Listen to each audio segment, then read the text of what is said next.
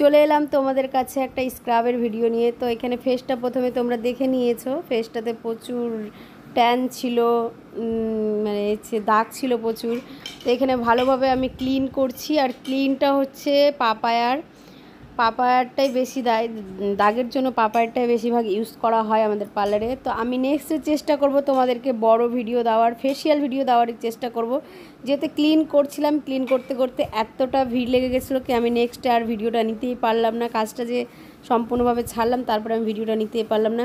মানে যখনই ভাবি আমি ভালো করে ভিডিও নিব, তখনই এমন ভিড় লেগে যায়, কাজে ব্যস্ত হয়ে যায়, তখন আর ভিডিও নেওয়া যায় না। ওদিকে হচ্ছে রাজুদাও কাজ করছিল, তারপর হচ্ছে একটা বাইরে কাস্টমার বসেছিল আমার, তার জন্য তাড়াহুড়ো করে আমি কাজ করছিলাম। ওনাকেও ছাড়তে হবে, দেখতেই পাচ্ছ আয়না দিয়ে দেখা যাচ্ছে।